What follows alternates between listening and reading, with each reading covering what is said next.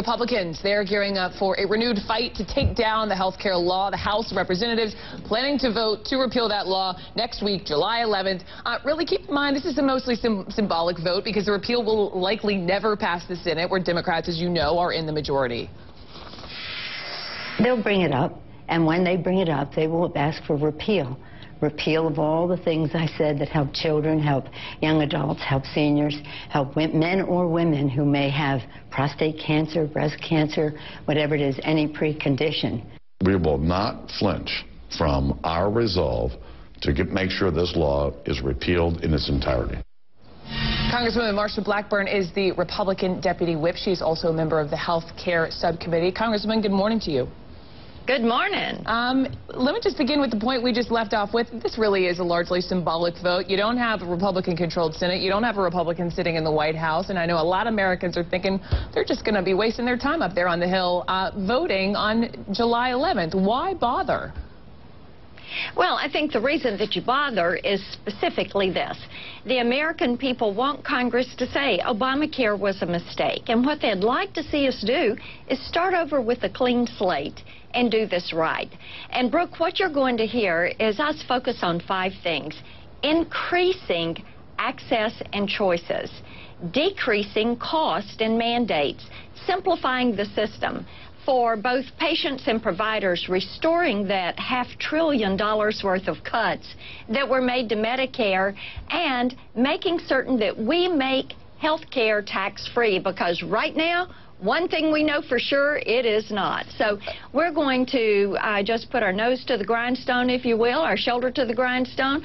We're going to push forward. We are going to make certain that we get this job done. Now, as you put your nose to the grindstone and you have your 5 tenets here, I just want to point you to some new numbers, because it appears that Americans' approval of what happened on Thursday is up. So take a look at this. This is the latest Gallup poll. This is after Thursday's ruling from the Supreme Court. 40% agree with the Supreme Court's decision. 46% don't. Interestingly, though, we looked among independents. 45% now agree. 42% disagree. Do those numbers suggest to you at all, Congresswoman, that if you vote to repeal, there will be backlash? No, they don't. Quite the opposite, actually, because what the American people have said, you know what? We said all along it was a tax. And as I was out over the weekend at farmers markets and at church and at the grocery store and visiting with constituents, so many people said, you know, back in August '09, we were all saying this seemed to be a tax, and if it was a tax, then this was going to be the largest tax increase in history. Indeed, it was and is.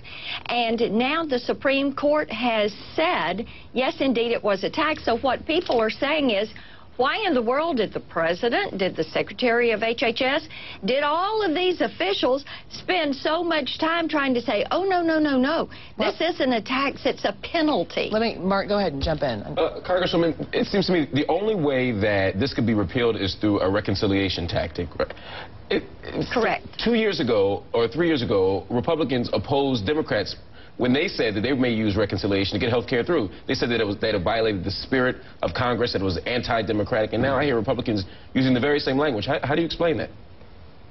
Mark, I think that what we know is that most Americans, about 2/3 of all Americans, think this bill is unconstitutional. We know this is tremendously unpopular.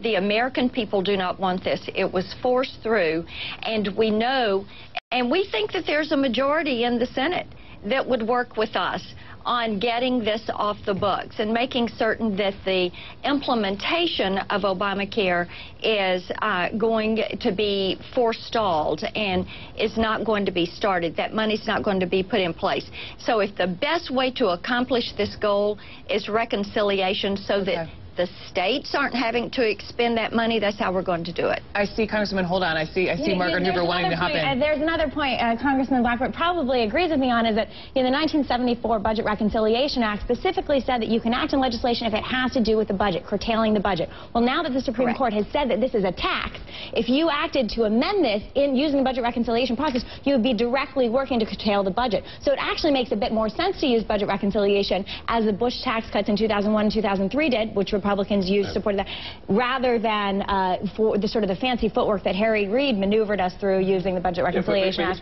But here's the problem, right? Right, and see, that's one of the things that I think people say. Now, this is a tax, so therefore it changes the way we can approach eliminating it from law. Go ahead, you disagree. But I could accept that argument if 2 or 3 years ago Republicans didn't say that they opposed reconciliation as such. They didn't say within this particular context. They said period. And also, yes, even if I bought the argument that 2/3 of Americans oppose this, which I don't accept, they also oppose reconciliation. Every poll that's ever been given to American people say they don't like reconciliation because it seems like it's sidestepping Congress. Well, you and I both know is that Republicans and Democrats have used budget reconciliation in the Senate for years and years and years to get things through that the other side didn't want. And maybe it's unpopular at the time, but as you look back on the Bush tax cuts in 2000, 2001, 2003, people aren't saying they dislike them. Same thing, you know, both parties have used it. You might not like it when it's not going against your policy. We agree to disagree here. This is why we love having a panel on the show. I love it. And Congresswoman Marshall Blackburn, we appreciate you coming on as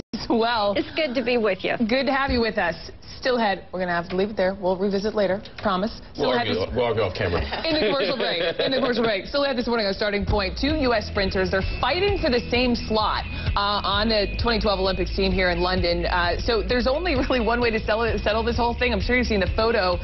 Is to have a runoff. But is the rematch itself in trouble? And today's tough call. New Jersey Governor Chris Christie, known to be pretty outspoken, but did he go a tad too far when he questioned a reporter's intelligence?